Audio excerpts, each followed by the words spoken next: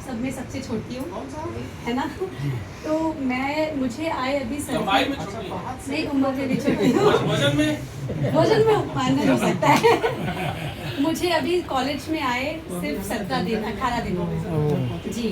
तो मैं मैम के परिचय से आई थी, फिर मैं इनके परिचय सर से मिली। लेकिन कहते हैं ना कि first impression is last impression, है ना। जब पहला हमारी छवि किसी के ऊपर पड़ती है वो हमारी आखिरी छवि होती है, ठीक है।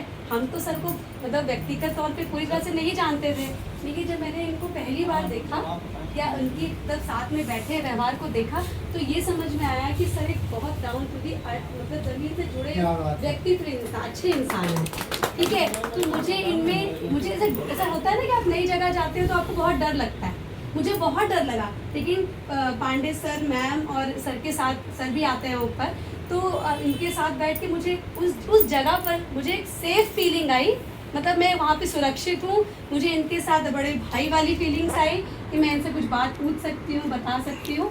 तो कहते हैं कि लेखक तो अपनी जगह पे हैं, ये तो आप अपना कार्य कर रहे हैं, लेकिन उससे अच्छे ये इंसान है, ये बहुत अच्छे इंसान है। मतलब वो अंदर का नहीं पता, और मुझे लगता है कि ऐसा पहले देख के समझ में आ जाता है ना कि आप कैसे हैं।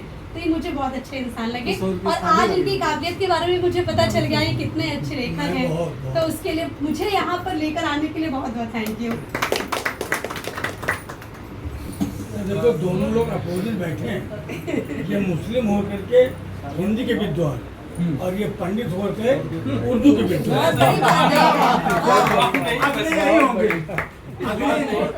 अगला सम्मान इन्हीं का होगा। हाँ, क्रम में सब है।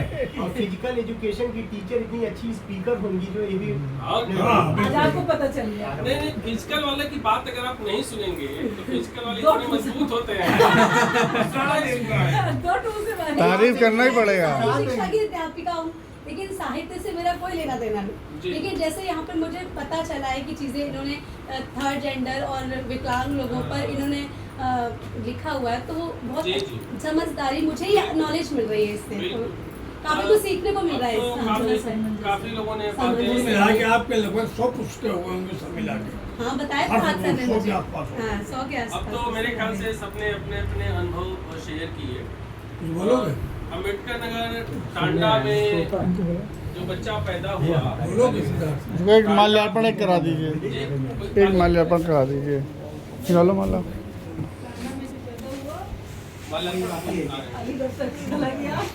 वही क्या? ये माल्यार्पण आप भी कर लीजिए। हाँ,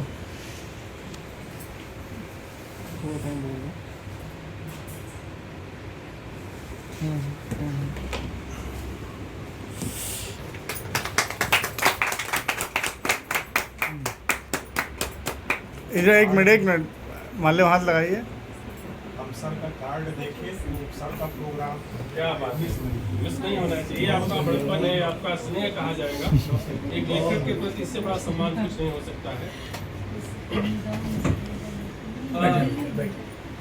टांडा अम्बेडकर नगर में पैदा होने वाला बच्चा, जिसका बचपन आरा मशीन में जब लकड़ी कटती है तो सो चो पू की आवाज़ आती है। जंगजात व्यापारी है, जिसका बैकग्राउंड में दूर दूर तक कोई हिंदी साहित्य क्या कोई बहुत पढ़ा लिखा न रहा हो, जिसके खून में बिजनेस रहा हो, वो लड़का अगर लकड़ी के कारोबार, बिजनेस और हाथ में लाठी, पठान भी, वो लड़का अगर कारोबार को छोड़ करके अलीगढ़ की तरफ रुख किया और अलीगढ़ में पढ़ाई के बाद से ही हिंदी साहित्य के क्षेत्र में अगर अलग पहचान बनाई तो वो है डॉक्टर एम फिरोज। देखा जाए तो मुस्लिम फैमिली से आप बिलोंग करते हैं, आप चाहते तो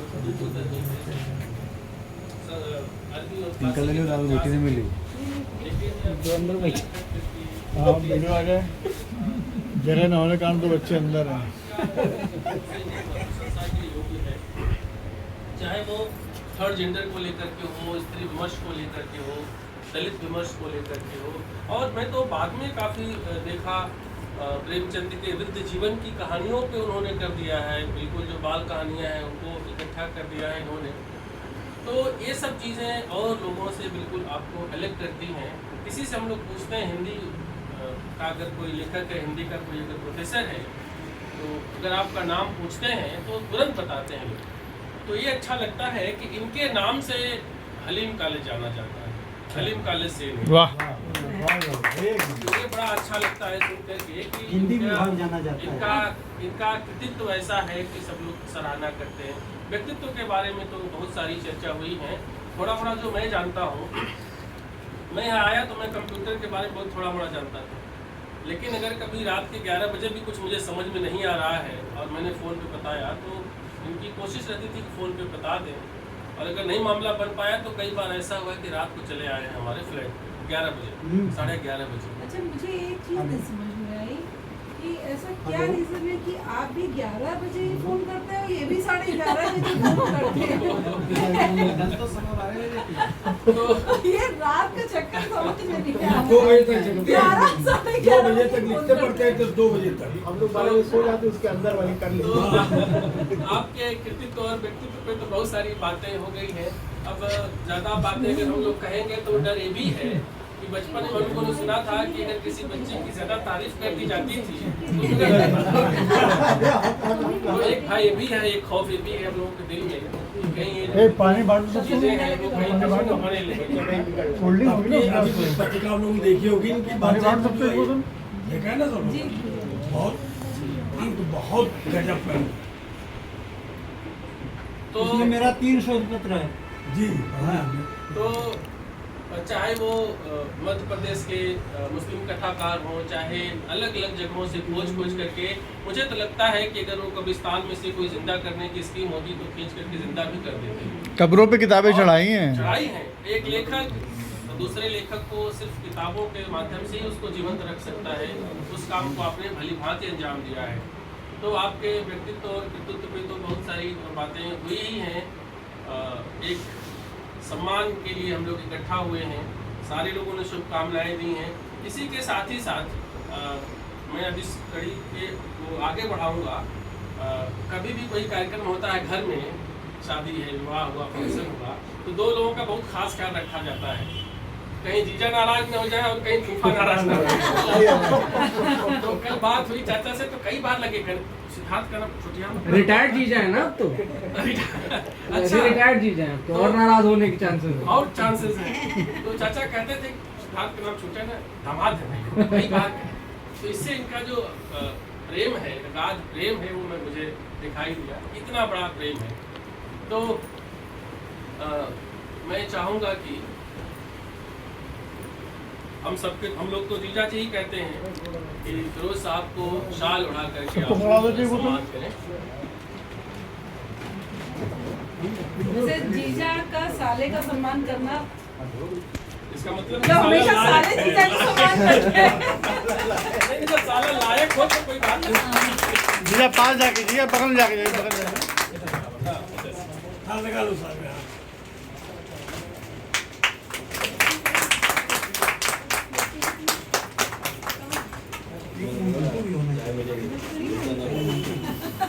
मैं 2 शब्द बोलना चाहता हूँ। हाँ भाई हमारे फिरोज सर, सब लोगों ने इनके विषय में भैया ने इतनी बातें कही, इनके व्यक्तित्व के ऊपर, इनके व्यक्तित्व के ऊपर, इन्होंने जो काम किया है, इतने सालों से लगातार 20-22 साल 25 सालों से लगातार वर्क कर रहे हैं। और जो विषय चुने, पापा ने बताया एक से एक विलक्षण विषय, जिनके विषय में किसी ने नहीं काम किया वो काम आगे बढ़ाया।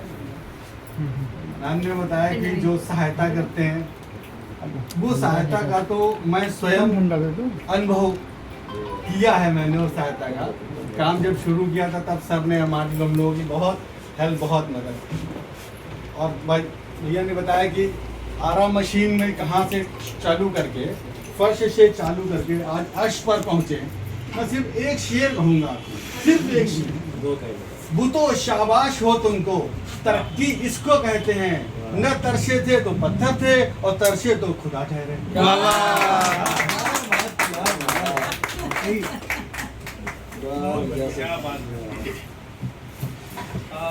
मिशु इससे फोटो अभी कुछ दिनों पहले कि इनका राजनीति से या कुछ ऐसा कोई भी लेना देना नहीं है। एक बीजेपी के प्रचारक मुझे मिले, वो अलीगढ़ वाले एक बार उनसे मिलना चाहते हैं। वो हमने कहा कौन अलीगढ़ वाले किससे मिलना चाहते हैं? कि नहीं वो अलीगढ़ वाले, नाम लिया, बोले वो अलीगढ़ वाले उनसे मिलना चाहते हैं। हमने कहा आपको अलीगढ़ की कहाँ से महक लग गई? तो कहने लगे नहीं काम के बारे में मैंने सुना। उन्होंने कहा काम बोलता है, तो बोले बस मैं ये नहीं कि मैं बीजेपी का प्रचारक हूँ इसलिए, मैं उनके काम की वजह से उनसे मिलना चाहती हूँ। तो ये भी एक बड़ी बात है कि जिस पक्ष में हम बिल्कुल नहीं लोगों को जानते हैं, वहाँ के लोग भी इनसे मिलने की। फिरोज जी की किताबें दिल्ली के बहुत मशहूर प्रकाशकों जान चुके हैं। मैंने इनका परिचय देखा और हलीम काले का परिचय देखा। मैंने पंकज से कहा हमका इतना अच्छा लिखने वाला आदमी अपने कॉलेज में है और हम लोगों को पता नहीं। जी। और फिर हलीम कॉलेज गए पंकज, पांडे से मिले और पांडे जी ने परिचय फिरोज साहब से कराया और आज वो चुंबक की तरह ऐसा हो गया कि छूटी नहीं। बिल्कुल। कार्यक्रम का आयोजन किया गया था, उसमें मैं चाहूँगा कि श्री पंकज वाजपेयी जी फिरोज साहब को मोमेंटो देकर के सम्मानित करें। इसी बोल रहे सपत्नीक, हाँ सपत्नीक भाभी जी और पंकज जी आपको मोमेंटो देकर के आपको सम्मानित करें। तो लड़का आएगा तो उसको रोक लेना, कहना रुको।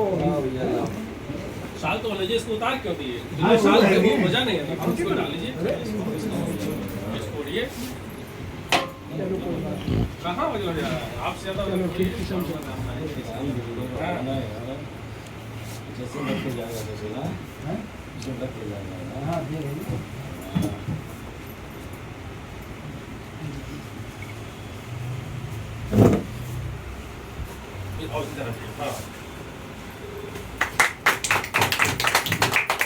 तस्वीर अच्छी आनी चाहिए।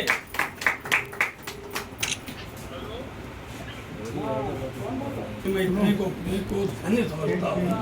धर्मन मेरे पास शब्द नहीं है कि शब्दों से इनका मैं अच्छा प्लान किया, एक प्लान भी। और आपका जो फाउंडेशन है वो ऐसी शख्सियत के साथ शुरू हुआ है, इनाम का जो आपने शुरुआत की। और मैं चाहूँगा कि अब इस दिशा में हर साल कुछ न कुछ होता रहेगा, एक क्रम में सब होता रहेगा। अब मैं चाहूँगा कि आज के का जो कार्यक्रम रहा है, आए हुए अतिथियों का आभार आदरणीय पंकज वाजपेयी जी आभार व्यक्त करें और कार्यक्रम आप सभी विकास प्रकाशन के प्रतिष्ठान में पधारे, इसके लिए आप सभी का बहुत बहुत धन्यवाद। और फिरोज साहब के सम्मान में तो कुछ इतना भी किया जाए कम ही है। फिरोज साहब के विषय में आप लोगों ने इतना कह दिया कि मेरे पास बचा नहीं कुछ कहने के लिए, मगर वो एक अच्छे लेखक हैं, एक अच्छे संपादक हैं, एक अच्छे अध्यापक हैं, उससे बहुत अच्छे मित्र हैं। मेरा जो रिश्ता है वो प्रोफेसर पापा जी के लिए है, आप सब लोग मेरे लिए मित्र हैं। मैंने उनको मेरा मित्र के रूप में देखा है और एक सहयोगी के रूप में देखा है। हर जगह कैसी भी समस्या में हूँ तो पंकज बताना मैं हूँ। आपकी लाइफ में अगर इस तरह का एक मित्र है तो आप समझिए आपने बहुत कुछ कमा के रखा होगा। बहुत बड़ी बात। बस यही है कि फिरोज जी हमारे संस्थान से ऐसे जुड़े रहें और जहाँ भी रहें बस काम करते हैं और उसको हिंदी को जितना ज़्यादा उठा सकते हैं समाज में अपना प्रयास करें। हमारा जो सहयोग होगा हमेशा इनके साथ करेंगे। आमीन। आप सभी आए, बहुत बहुत धन्यवाद। एक चीज़ और देखिए रह गई है, मिश्रा चाचा है गुमटी के स्टेट, मैं सम्मानित करूंगा। उसकी वजह है, उसकी वजह पहले वजह जाना कि आपने ऐसी औलाद को जन्म दिया है, ऐसी बिटिया को जन्म दिया कि इस विषम परिस्थितियों में भी वो लड़की लड़ करके हिम्मत जुटा करके एक बच्चे को जीवन दान दिया। तो मैं उस पिता के हैसियत से उस पिता